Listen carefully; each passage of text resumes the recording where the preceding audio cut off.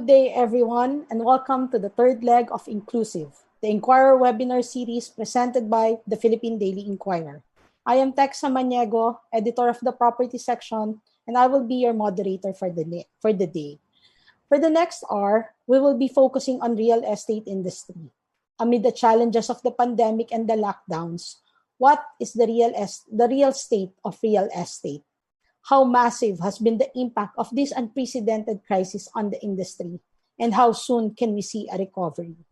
But before we introduce our guests, allow me to share the Inquirer's exclusive offer for our viewers and Inquirer readers. A 30-day free trial of the Philippine Daily Inquirer's digital version called the Inquirer Plus. You can see the QR code on your screens now for details on how to avail of this exclusive offer. If you recall, we started this year with a lot of optimism for the real estate industry, which has been on a stellar growth trajectory over the last decade.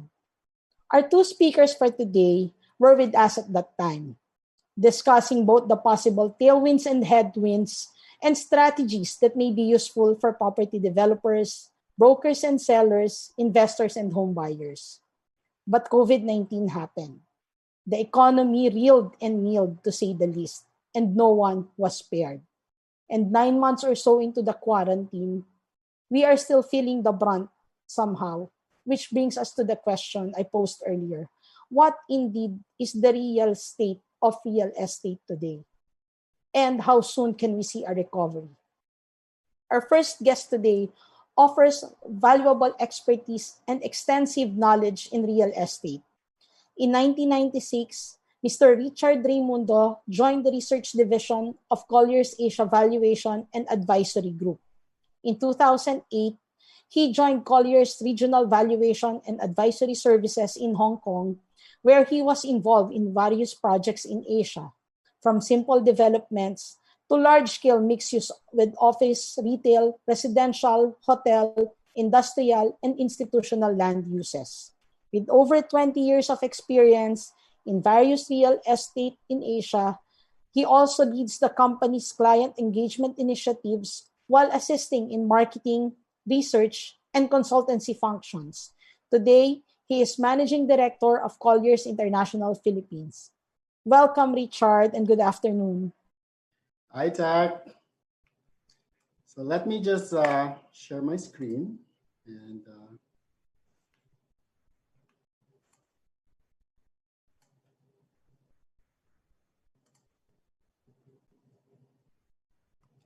there you go. Okay, so what I'll be discussing this afternoon quickly is what's happening with the office, residential, and retail sector.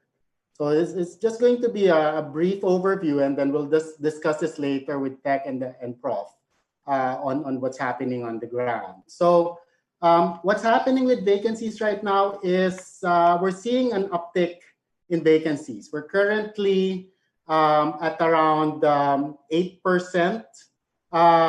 In fact, we've had a negative take-up in office for the first 9 months already. What does that mean?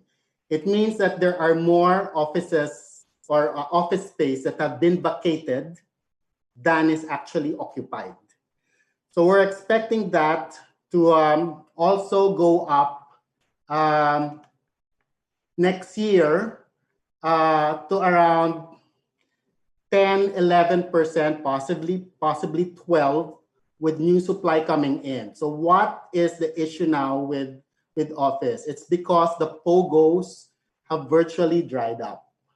So again, vacancy rises now to around 8%. Previously, it was only 4.9% in the second quarter. You can see the areas where the vacancies are high: Quezon City, Ortigas. Makati has inched up from 2 to 4%, and that's that's significant for Makati because that's a very huge stock base. Of course, rents have softened. These are rents for new leases or new contracts. So our estimate is rents have gone down by around 15 to 25% of negotiations. in terms of office rent. So these are the new contracts, the new leases. It's about 15-25% from pre-COVID rental levels. Why? Again, POGOs have vacated Metro Manila. I'm sure you've read that in the papers, in the news. There's about nearly 160,000 square meters of POGO space that was left. And a lot of that is in Quezon City, Alabang, and of course, the Bay Area. Those are where the big vacancies of POGOs came from. So how have landlords and tenants adjusted pre-COVID and currently and post-COVID? Again, there's less leasing transactions right now. Companies have different real estate plans. There's work from home, even with the BPOs. There is work from home right now. Our estimate is about there's only 30-40% of BPOs who are actually working on site. The rest are working from home or from different locations. The deals from POGOs are almost non-existent. We've significantly pared down due to COVID-19 in terms of supply. We were expecting about 1 million square meters. That's now down to around 600,000. Also for next year, that would be pared down and rents corrected by around 20%.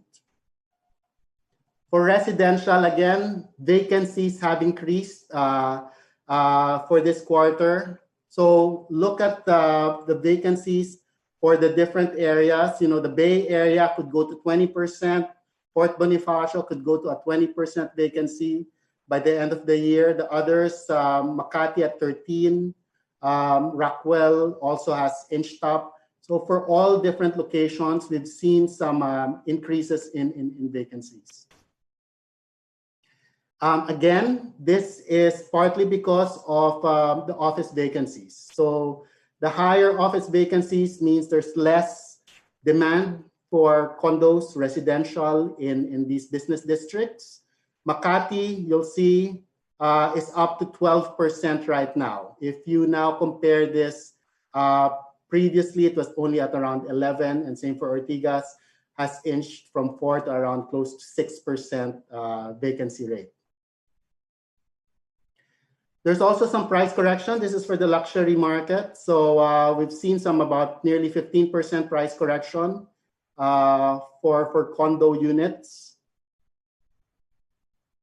So this is interesting. In terms of the pre-sales, these are units which are being, condo units in Metro Manila, which are being pre-sold. Last year, the market has about 50,000, close to 50,000 of launched condos, residential condos in Metro Manila, and nearly 50,000 of take-up. If you look at the first 9 months of 2020, there was only 16,000 units launched. But what's interesting is there was 25,000 units bought.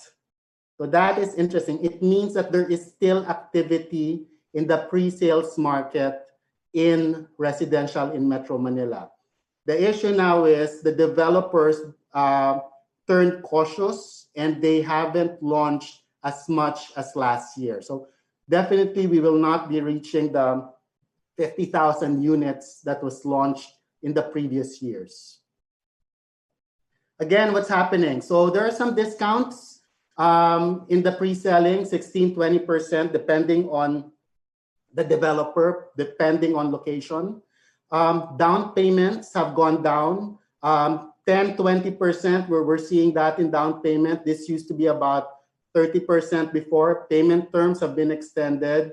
Some reservation fees have really gone down close to zero.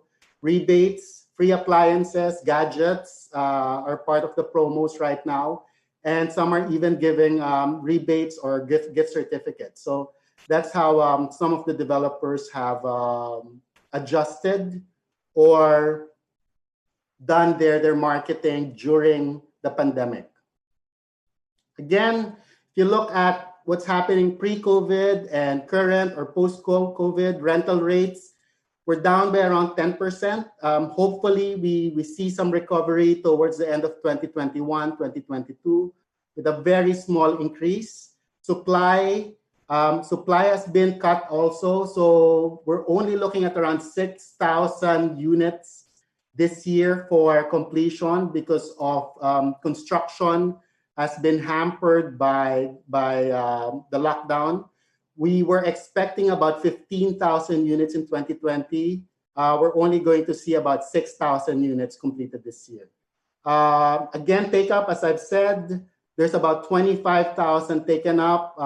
Most likely, we're not going to reach the pre-COVID selling levels of close to 50,000 in 2019 because there's not a lot of new projects being launched in the market. And if you look at the secondary prices, that has also gone down by an average of around close to 15%. If you look at the retail sector quickly, again, vacancy is around 12.5. We're expecting that at around 15% by the end of the year. That's consistent by what's being released by the listed companies with a huge retail portfolio. Retail concessions that are being given are grace period on rents. We're also seeing some rent discounts, but the most preferred option right now is the percentage of sales instead of fixed plus percentage. So a lot of the developers have waived the fixed rent and is now helping their tenants with just a percentage of sales for their rental. So what's happening with consumers?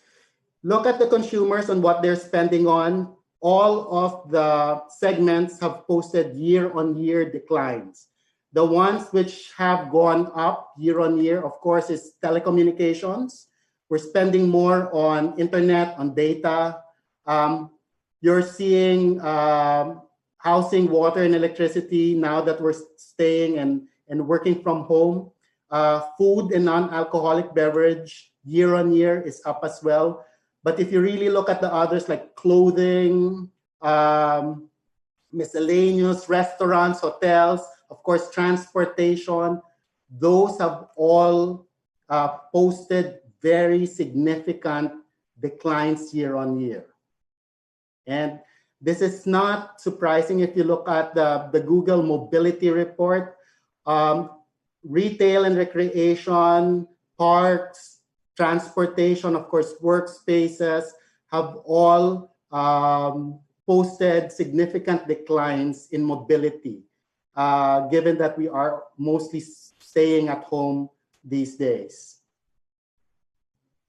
What's interesting is the surge in online transactions, of course. So monthly average growth, for instance, of InstaPay, 30% monthly growth for our spending online.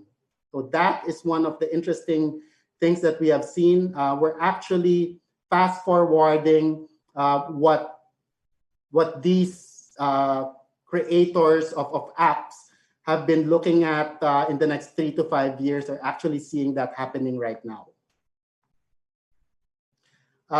Some brief recommendations for consumers and retailers. Differentiate using technological advances and looking at the online platform. Look at other segments at F&B and delivery options. You need to be innovative right now with your client engagement. The Philippines has been very poor in retail client engagement. Expand your tie-ups with logistic firms and delivery apps and loyalty programs for customer retention. So those are just some of the things that consumers and retailers can do moving forward. And I really think that there are habits and things that are going to stick because of this pandemic. So that's what's happening in the market right now. Let's discuss later with the professor on the other issues in real estate. So I'll turn it back to you, Tech. Thank you so much, Richard, and I'll see you later for our Q&A. Now, our next speaker, meanwhile, has over 30 years of experience in real estate, 24 years in the academe, and currently holds the position in 25 boards. Professor Enrique Soriano was the former country president and CEO of Electronic Realty Associates, the former chairman of the board of public listed SunTrust developers, the founding head of MegaWorld Lifestyle Malls, the founding CEO of Resorts World Manila, the former vice president and group head for business development of Greenfield Development Corporation, and the former strategic advisor of JG Summit Group. Today, he is the executive director of ASEAN Real Estate Policy, the independent director of publicly listed Resorts World, a real estate consultant for policy and strategy, and the executive director of Wong and Bernstein Group, an Asia-Pacific-based strategic advisory firm that specializes in family governance, succession, and next-generation leadership. Again, please welcome everyone, Professor Enrique Soriano. Hi, Prof.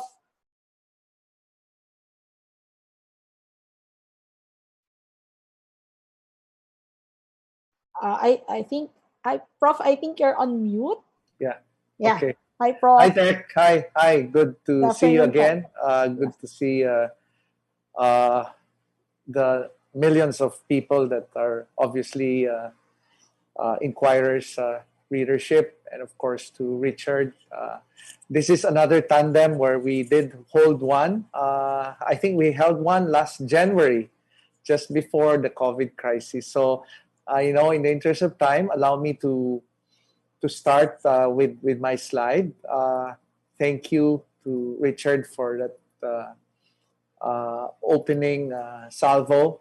Those are statistics that will really make everyone be more attached to numbers before they really move to creating their own game plan for 2021. So let me start. Again, thank you to the Inquirer Property for this opportunity. I remember Tech and Richard, we had this talk, right? In January. I know I flew in from the US, from Shanghai, and then this was part of my talk. Change will be huge in 2020. And that real estate companies must embrace a higher degree of knowledge and expertise. So precisely what Colliers was able to provide, snippets of numbers that can make us, I think about facts, no, before jumping into something. So I also wrote this in one of my slides last January. A broader range of risks will emerge. New global risks will emerge, health risks, and so on. So of course, I never expected the extent of the severe disruption, no, that the pandemic would affect us. But I'm not also an expert in predicting events. But I know I mentioned this in my slide, that real estate organizations will need to make sure they have the right capabilities and qualities. So I also know for a fact that the worst is behind us. I think this is from many that I have had the opportunity to engage in, especially in Asia, that yes, the worst is behind us. We are looking at a great event, maybe 2-3 quarters from now when the vaccine arrives. And therefore, we need to prepare ourselves. So recovery, albeit slow, is gaining traction. And revenues are still far from pre-COVID-19 levels, but the signs are pointing north. And overall, there's a certain kind of energy that's now being felt in the property space after more than 2 quarters of listlessness. And yes, like what Richard mentioned, real estate activities are back, and we can expect that in 2 to 3 quarters, the pendulum will eventually swing to positive territory. I'm not saying we're back. I'm just saying we are more energized now, and therefore, this event is meant to prod developers to think and start preparing. So yes, we have been deflated and markets have degenerated, but as the world begins its slow pivot from managing the crisis to recovery and the reopening of economies, it's clear that the lockdown has had a profound impact on how people live. So And because of the pandemic, it has exposed the chinks in the armor of the country's property players. Again, this is where I think we need to challenge developers, especially those that have done things well in the past and would wish to do something in the same manner but expecting a different result, right? So it is clear that the sector has endured the initial impact, but unless organizations change, overcoming this extraordinary event will be a long uphill climb. Nasa sa developer na ito, no? So let us look at the McKinsey number. We look at construction and say real estate. So kung titignan natin, let's look at where the markets are in our space. So if you notice, technically recovery started in the last quarter of 2020. And the expectation is that it's going to ramp up in 2021 and make a full recovery sometime in 2022. So the energized sector is already being felt. And I personally feel it. I feel it in my clients in Asia. So this is something that we need to challenge every stakeholder in this industry. And clearly, I remember I wrote an article with the Tex newspaper, 35th year anniversary. If you build, they will not come anymore. I think the challenge here is fundamental, that if you do not do your homework, and then definitely you will lose out, not because of the pandemic, but because of your own complacency. So to thrive in this post-pandemic economy, developers must reimagine and embrace a combination of what? First, innovation. Second, better GPM and EBIT. So gross profit margin and earnings before interest, taxes. A very solid cost structure. Focus on technology. Aspiring for sustainability ratings, if you may. Human-centric programs. Leveraging on brand power while pursuing scale. So don't follow the mistake of this North Korean 105-floor hotel. This is the tallest hotel that is still unoccupied until now. Right? Because yes, they built, but nobody came. So this is a message to everyone who will just simply come up with a cookie-cutting development without any innovation. So after decades of resisting change and the many innovations disrupting our behavior, stakeholders are now encountering a situation that makes it impossible not to change. See, our world was turned upside down, and it's fundamentally the right thing to do to make the necessary changes. So developers have realized their mistakes and are now instituting dramatic changes that will see their organizations navigate through this black swan event and hopefully survive and position them for long-term success. So, as I mentioned earlier, doing the same thing over and over again and expecting different results is not only a waste of time, but insane. I didn't say that. That was Albert Einstein who said that. So again, a message to developers to think deeper this time. Now, these are critical variables that developers must integrate. Now, if they want different results, they must try different approaches. So organizations now are at a crossroads. They either innovate or they die. So how do we move forward? Lessons worth sharing. First, like what Richard said, digital transformation. What do we mean by this? It's all about data. And the pandemic was a wake-up call. From understanding buyers to digitizing sales to converting inquiries to transforming happy and engaged home buyers and tenants. Digital transformation is it. Addressing pain points as well. Thanks to the pandemic, what took years for your chief information officer to roll out, COVID-19 did in 1 quarter. Right? That's why it's always a butt of joke. Who led the digital transformation? Was it the CEO, the CTO, Or was it Mr. COVID? Obviously, it was COVID. Then, a human-centric business model. I did highlight this. We are used to selling probably four walls, right? Selling, renting, maintaining them, and hopefully the secondary market will see the value and do a transactional cycle. The lockdown in March was the last straw as it changed the way home buyers and tenants look at their homes and workplaces. Now they are more discerning and they demand a lot of things because behaviors change. So the key is to engage buyers and occupiers, deep dive into their expectations, stay close to them, and anticipate their needs. So in a real estate portfolio, this is how you do it. But this time, there's a need to focus on this and this. Right? Again, this is the ecosystem. Fundamentally, we do this. But there's a need to do much more. And basically, it's what your value proposition will do to carry you through this pandemic.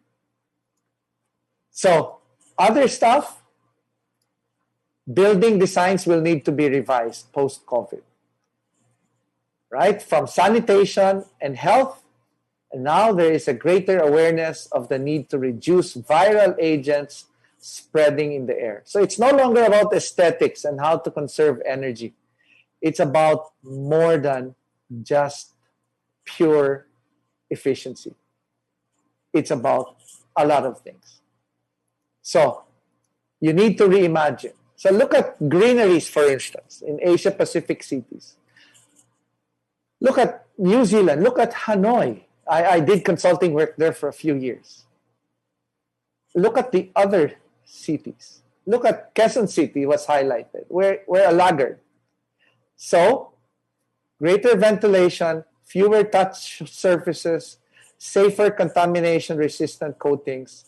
Architects will be challenged to reimagine the future because now we recognize the concept of green spaces in a city like this.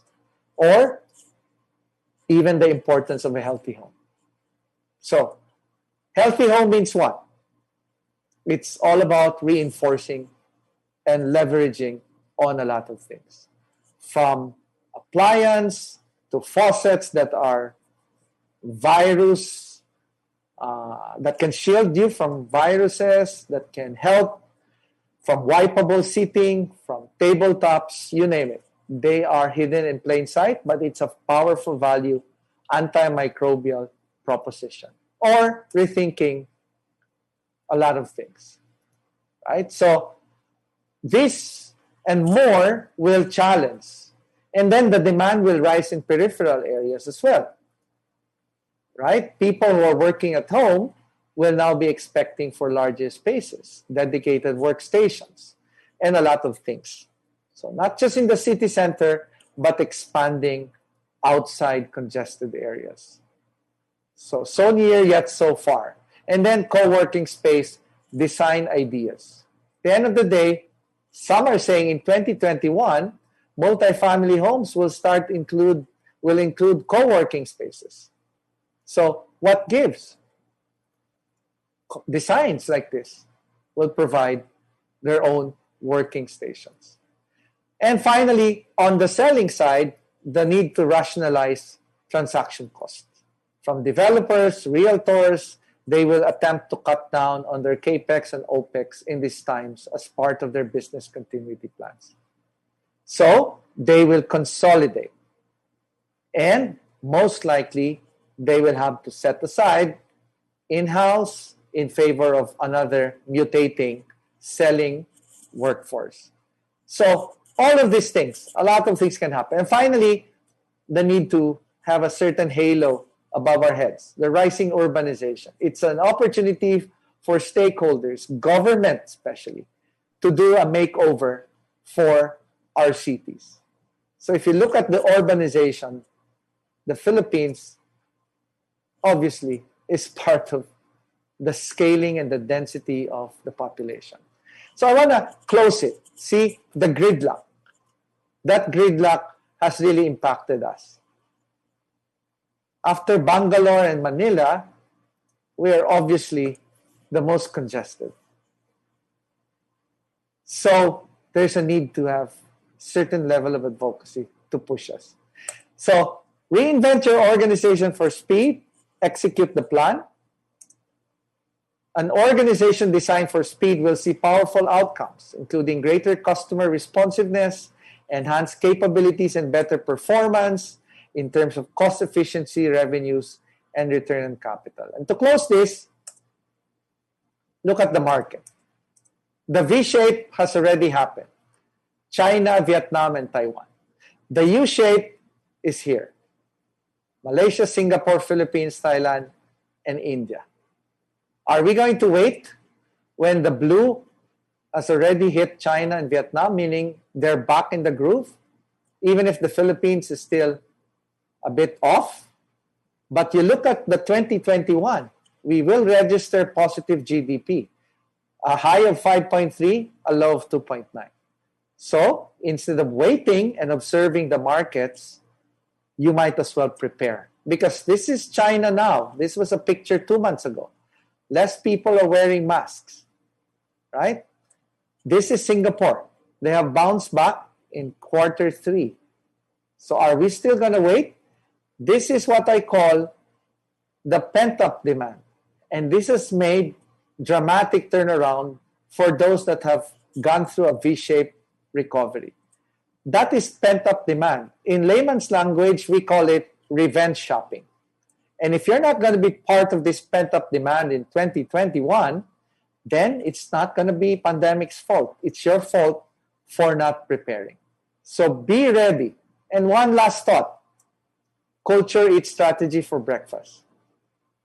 At the end of the day, if your workforce, if your people are not there, are not committed, whatever game plans you initiate, from structures, process to content, they will all disappear. Because as the saying goes, culture eats strategy for breakfast, agility for lunch, transformation for dinner. So like what Mandela said, I never lose. You either win or you learn. And learn from this event because this is such a great advocacy initiated by Inquirer Property. Thank you very much. Thank you so much, Prof. It's always a pleasure listening to you and to Richard, much like our first webinar. So before we move on to our Q&A, let's please watch this video.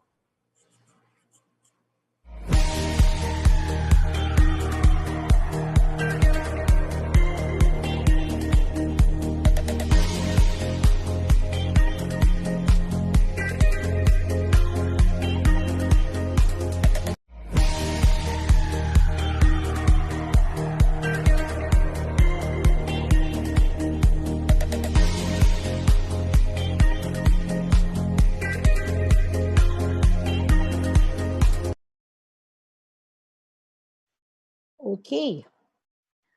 We will now proceed to our Q&A, and we would like to welcome again Prof. Enrique Soriano and Mr. Richard Raimundo. So I guess yung first question would be for both Prof. Eric and Richard. Number one, I think everyone would want to ask, because real estate is not entirely new to crisis like this one.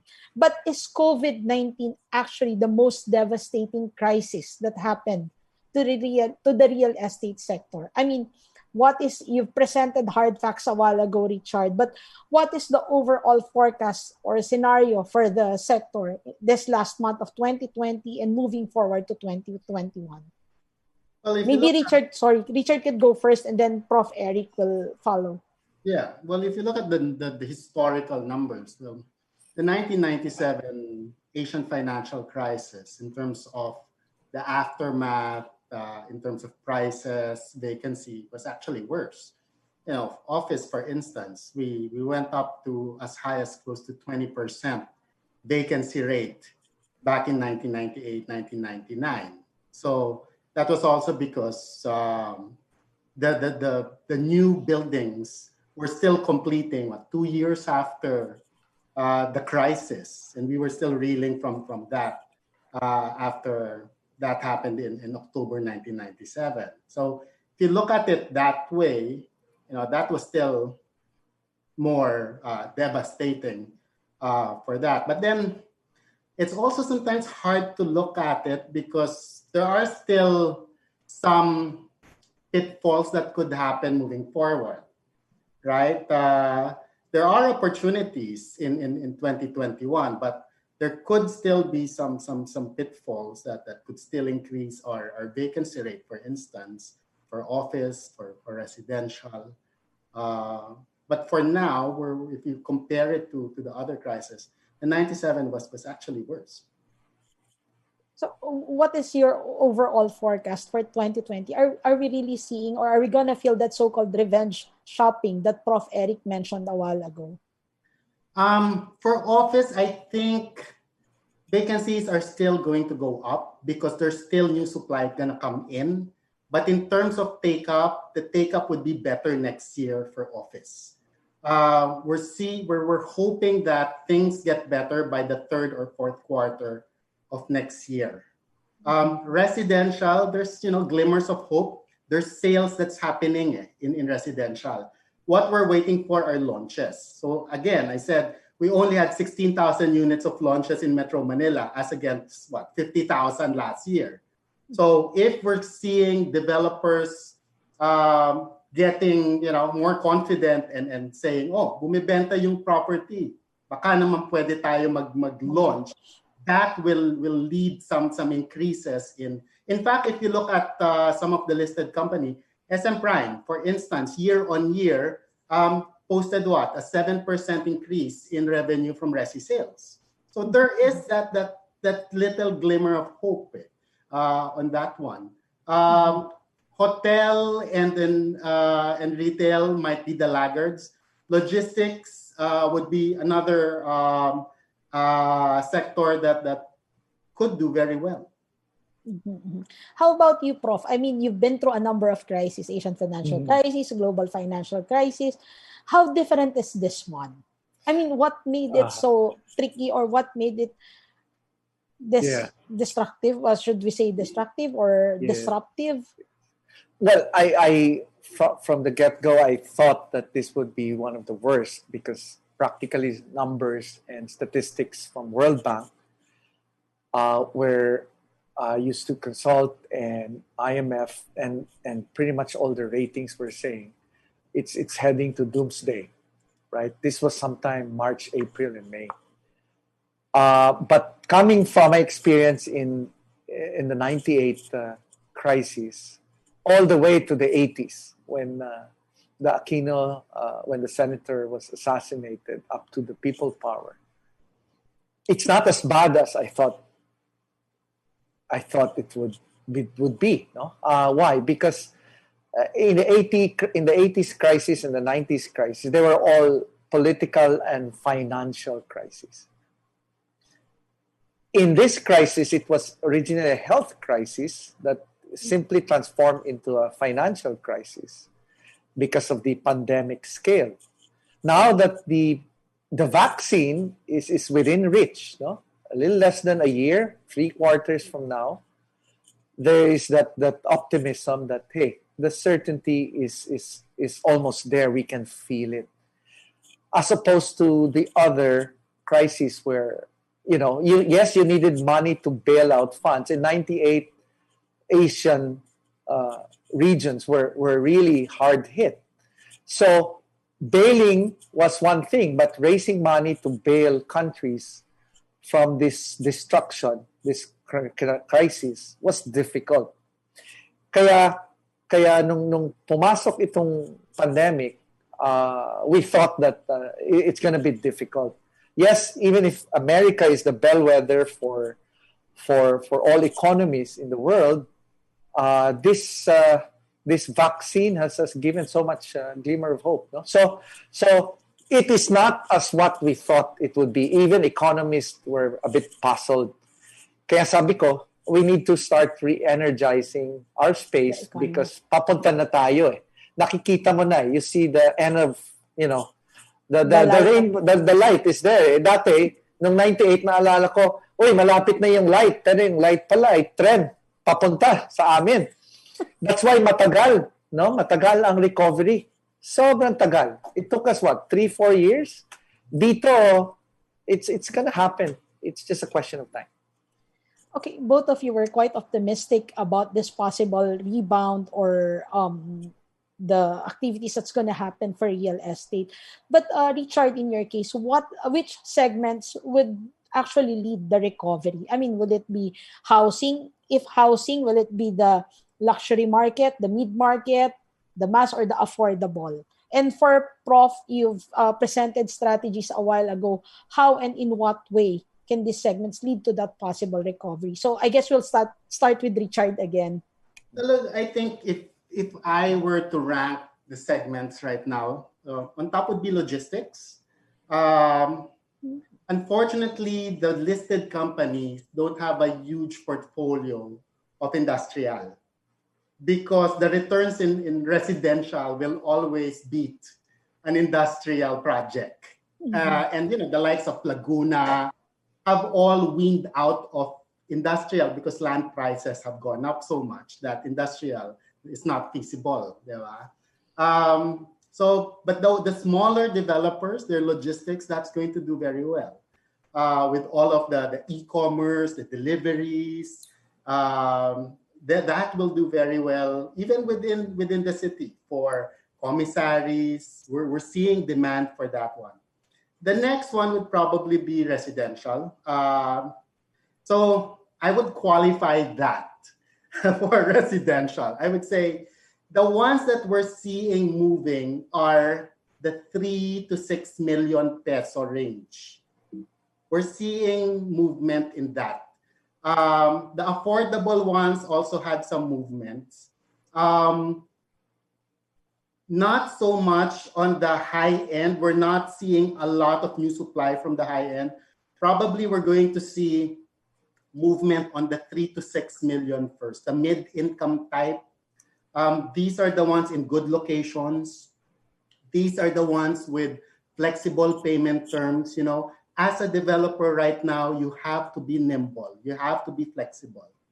If you're still doing the same thing, as the prof said, if you're doing the same thing right now as you're pre-COVID, don't blame others because you did not pivot. Diba? And if you're seeing your competitors selling, because even though they didn't change their pricing, but they were nimble enough to change their payment term or the way they sold, that you can now do online sales. That's how it is. You just have to change, diba? Your digital transformation, as Prof said, was done by COVID.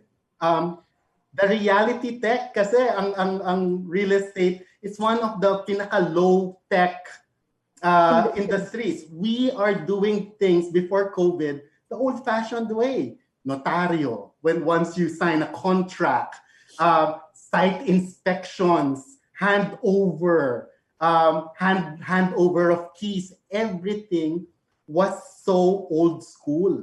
Now, overnight, we had to change that. Diba? You now have to do inspections online and all of that. The third would be office.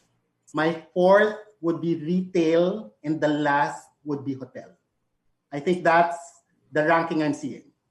Richard, I just have a follow-up question. You mentioned that one of the main leaders in the recovery would be the mid. I think that's still classified as mid-market. Yes. I think to many, that is such a surprise because at the beginning of the COVID-19, many are actually predicting that this is the segment that's going to be heavily hit by COVID, simply because most of those who were, so-called who were displaced by the COVID-19 were those in that segment. Yes. So how did this happen? Is it because of the low payment terms? Correct. Well, one is liquidity. There is liquidity in the market. Now, people are still looking for, there are brands, there are locations, and there are developments that people say, this is a good buy. This is a good investment. Right? Now that the payment terms became lighter, one thing that you have to consider, Tech, is our interest rates are low. This is the main difference from 1997. 97, your interest rate shot up to what? 20, close to 30% mortgage rate back then. So people, if they had money back then, they extinguished their loans. The ones who didn't have money, they foreclose. Here right now, what's happening right now, since it's a global issue, is economies are trying to stimulate, the market. And one way to do that is you need to lower your interest rates. And we started off with, so our interest rate theoretically is lower now than pre-COVID. In more developed countries, their interest rates are even close to zero already. Right?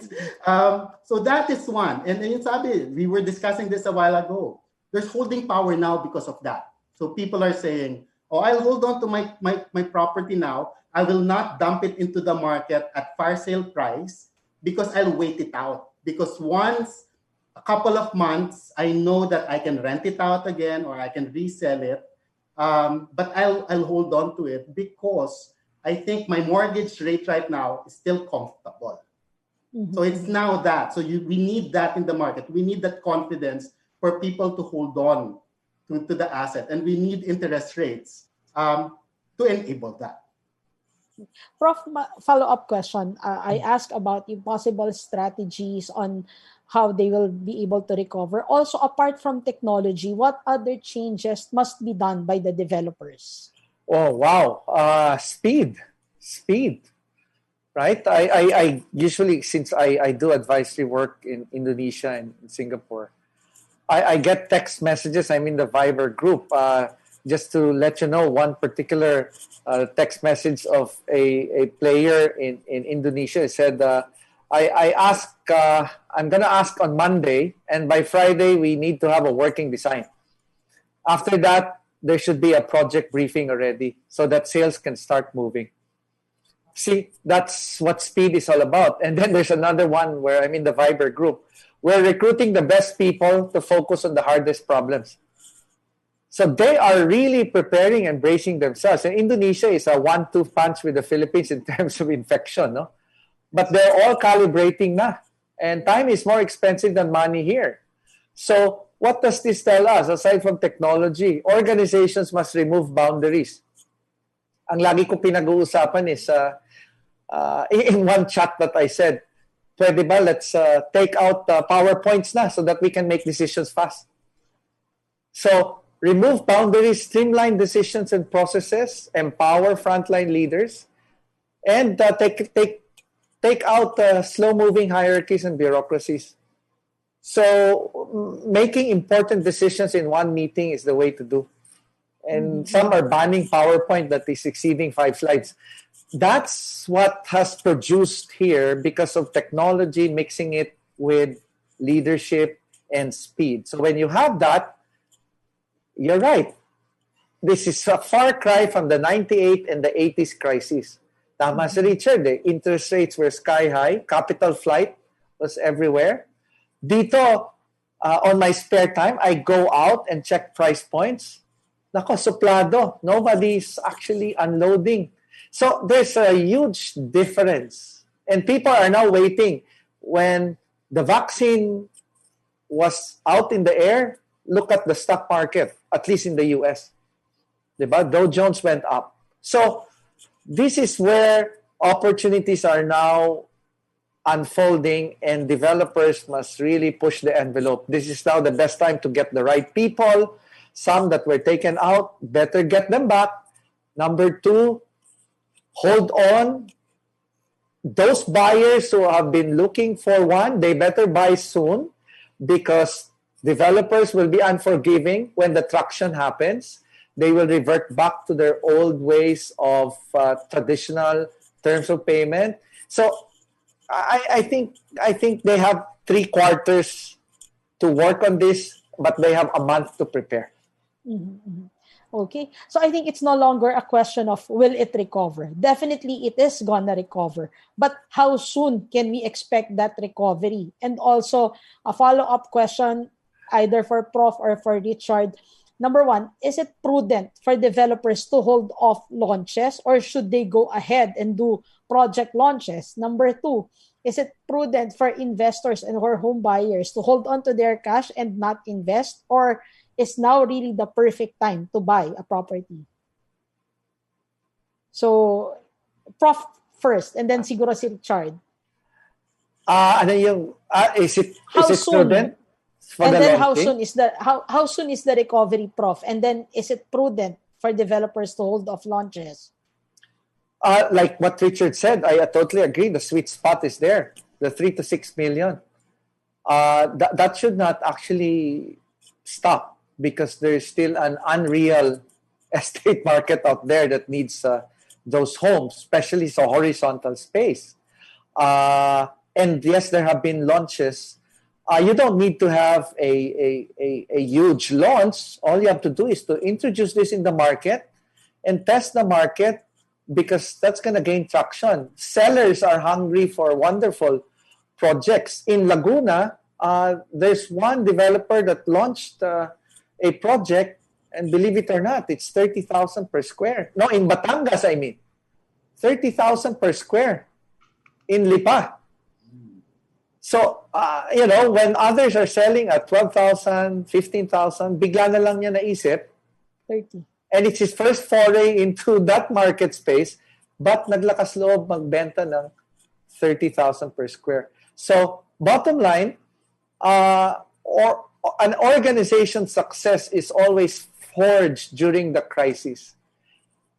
Ang suggestion ko lang is that developers must never revert back to their old habits and processes. Wala na yon. Mm-hmm. Wala na yung old behaviors. This now requires a certain level of permanent structural change para ma-sustain nila yung speed nila, and it will inspire and engage the employees, especially the sellers. That's the key takeaway here. But Prof, do you still see some developers getting stuck to their old ways now? Madami. Matitigas ang ulo. Diba? That's why Prof. That's why this talk is not just to educate, but to upset them, to make them realize that what they're doing is totally, if there's such a word, dinosauric. Right. That they should be extinguished if they continue to simply embrace the same habits. Otherwise, maiiwanan sila sa kangkungan. And sadly, pagbalik nila, then they will ask our help. And it's too late. Too late, right? It's too late. It's too late. They will go to Inquirer for help. It's probably too late na rin. Yes. So they have to prepare a solid plan. More than anything else, habang naka-work from home sila, prepare that plan. They have the next 30 days to create that plan, pre-plan it, throw it to the stakeholders, and then reignite the thing starting January. Maraming panahon pa, but do it now before it's too late. Richard, you mentioned a while ago that yung luxury medyo hindi ganun kaano ang activity. But if should launches be put on hold? No, not necessarily. Again, we were discussing this a while ago. There was 16,000 units that was launched this year. There was even some launches. Well, definitely March, April, May. That was the toughest. We were on a lockdown, and then it was loosened in June. No, and I think that's March, April, May. That's when the developers were thinking, how am I gonna launch? How am I gonna pivot to the internet? How am I going to use my budget that was supposed to be for a grand launch into an online presence? As Prof said, you don't need a huge launch right now. What you need is to get your product to the right people, to the right channel, right? And that's the ones who started pivoting through Facebook, through Instagram, who were very nifty on how they did with their brokers. That was the one that did very well. Again, there were developers that launched during the crisis. DMCI launched and it did very well. They did not necessarily drop their price. SM is the same. We were just discussing this a while ago. Ayala did a small launch for a horizontal development in the south. they're testing the waters. I think this will give confidence to other developers that the right location, the right price point, and the right brand, as Prof said, will help. Now, Prof gave some guidelines kanina, no, on the way you do your process, your after sales support. He mentioned that the brand strength, the customer relations. Those are now more than ever very important because we missed that. What was happening before was you sell and then wala na. You wouldn't hear from your broker before because the broker was now very busy on the next sale. Because they were happy that they sold already. Now that will not work. You need to have the system wherein it helps you up to the handover. The documentation needs to be faster. As Prof said, speed is important. We need to start thinking how to make things, the pain points needs to be taken out. So that's what I think. Not necessarily stop launches. Look at the strength of your properties, the right location, the right pricing, and then the right marketing channels. I think that could work. But that's kind of challenging, that personal touch, that Yes. kind of service, considering that we are also seeing a lot of things going online. And then there's also the challenge of internet. But But I think that's why there are brands there with a strong repeat buyers. And that is one reason, is that their after sales support. I will not name the brands, kami magtampo, but that is really one of the key of some of these developers. Agree. I think at the end of the day, we all want that. Expensive, while some are affordable. So it's not on the price point. It's Yes. just really things, right? Yes. I agree with you. At the end of the day. I want to add what Richard said. Very, very strong point. No, because I've done a study when I was program director sa Ateneo, sa real estate. We did a poll. We did a study of some developers. And true enough, there is one or two developers out there in the market where ang philosophy nila very simple. The sale starts after the first sale, which means that it's just been proven, no? For every, say, 100 units that they sell in the market, ang 6 o 7 dyan ay suki. So ang kokotahin na lang nila yung 40 o yung 30 in 100. So if you have 1,000 units that's out in the market, para ka ng Apple eh. Nabenta mo na yung 70%, yung 7 out of 10.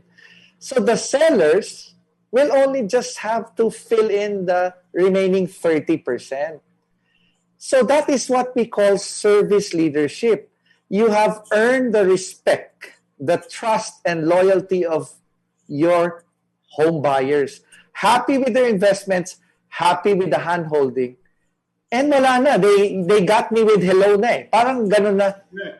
Yeah, I think chunk, wala. 70% of the other developers, 80% are still in the Stone Age, unfortunately. I think for every industry it applies. The same rule applies actually, Prof. Even for media organizations like us. I mean, we've partnered with a number of developers as well, and I think it's because of the very good relationship that we have. That's why we manage also to keep the relationship. Okay, now down to my last question. What practices allowed some property developers to cushion the impact of COVID-19, and what strategies must they continue to implement? So, Prof first. Prof? Well, a wonderful balance sheet. No?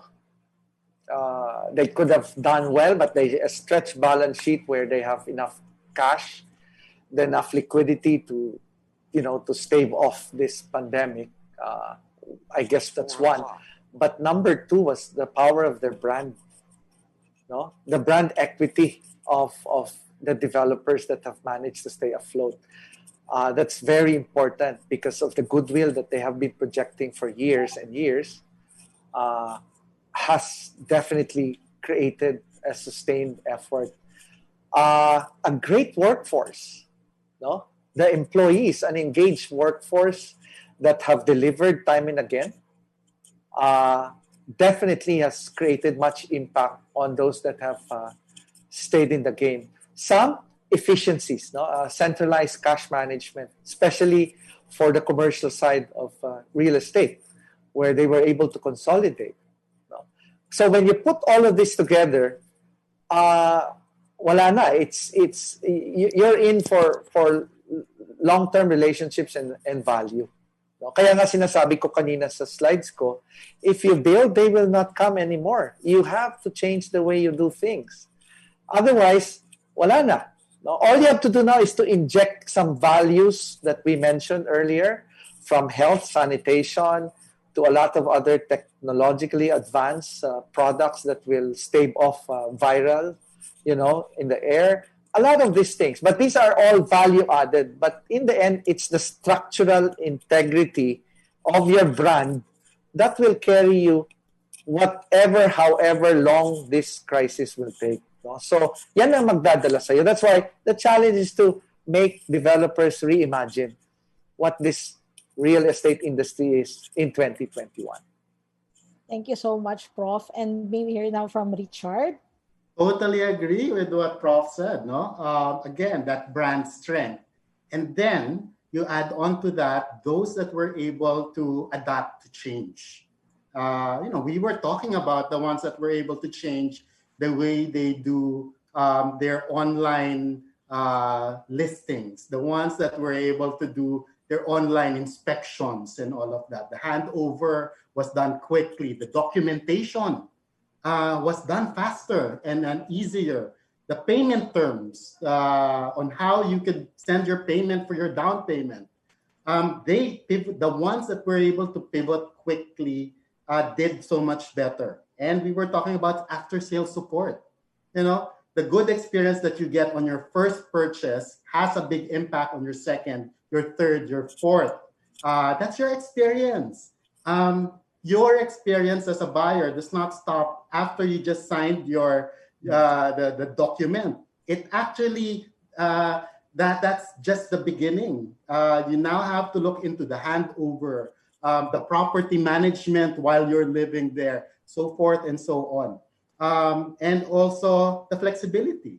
And what's interesting that happened during this pandemic is there were smaller players that were more flexible than the larger players, particularly in retail. There were smaller retail players that did online in April and May so much faster than the bigger players that were late into the game months after. When, let's say for retail, no one can get out, both F&B and fashion, there were small players that were able to start selling and have their online platform done. Maybe because they were smaller, it was faster for them. So again, sometimes smaller can have its own advantages. So those were the ones that we saw in this pandemic. Thank you. I think what's really crucial here is to be able to maintain that balance. I mean, balance with technology, that personal touch, and of course, you have to have the right people and the right product. That was such a great discussion, highly informative, helpful, and insightful. Unfortunately, that's all the time we have for today. But before we officially close our webinar, may we hear some final thoughts from our panelists again, starting with Richard and followed by Prof. Siguro these are messages for both our developers and investors and home buyers. I think, there are still challenges in the market. Definitely before the vaccine comes, the first 6 months of next year, there will still be challenges. It's not as if the pandemic is gone now that there's a vaccine. It will still take a while for that to filter through in the Philippines. So there will still be challenges. But what's interesting is you need to start planning. You need to start looking at where those opportunities are. Because for every pandemic, or for every crisis, there are opportunities. And the companies that are able to spot these opportunities and capitalize on these quicker are the ones that come out stronger and bigger eventually. Thank you, Richard. May we hear it now from Prof. Eric? I think we're not saying that we're back. No? We are very cautious, but yes, we are optimistic. No? So I think the key takeaway here for real estate developers is those that will be very successful when the recovery really happens will be the ones that will carefully monitor exactly how our behaviors will pan out in 2021, our buying behavior, and how we will continue to evolve and change. No? So this is no longer about just buying 4 walls and then that's it, you're on your own. It's about, building not just spaces, but creating experiences that will match how we want to live, work, play, and shop to be successful, no? In the future. So this is really what it should be. I read in one article say the role of the office is really meant to be what? Those moments of collaboration. But when this happened remotely, now maybe instead of 80% individual workstations, it should be 80% conference rooms. Right? That mindset. Kasi nga, remotely, you don't need your own workstation now. So you do the opposite. So, thinking beyond 2021 and maybe up to 2030, the key is to really engage the customers, engage the home buying experience, engage the tenant, and ikaw naman as a developer, be a SpongeBob and do your thing, research and plan, and then execute. That should be the name of the game. Otherwise, maiiwanan ka talaga. Thank you, Prof. Eric. Again, I would like to thank our panelists for sharing with us useful insights that could help us thrive despite the challenges on hand. And today, as we celebrate Inquirer's 35th anniversary, we would also like to thank everyone who have helped us along the way. To those who have allowed us to continue delivering the news, to those who have provided us with their expertise, and to our readers who have stayed with us all these years. We hope to be able to continue to provide you with facts and data that would keep you informed, updated, and ready to thrive in the new normal. The real estate industry, I'd like to believe, is on its way to recovery. As housing is a basic necessity, the sector, I am confident, will again flourish. Yes, we may be traversing an unfamiliar path, but I know that we will again find the right formula and ways to achieve our goals of keeping this sector alive and vibrant. Before I officially close this webinar, we want to remind you to take advantage again of the 30-day free trial of Inquirer Plus, the Philippine Daily Inquirer's digital newsstand. For more information, you may visit inquirer.com.ph/Inquirer Plus and check out the QR code on your screens. So this has been a special edition of INQlusive. Again, I am your host, moderator for today, Tex Samaniego, saying thank you, God bless, and please tune in for the rest of our webinars on our 35th anniversary today. Mabuhay po lahat ng nasa industry ng real estate. Prof, Richard, thank you so much again. Thanks, Zach. Thanks, Prof. Thank you. See you guys. See you po. Pleasure. Richard, bye-bye. Bye-bye.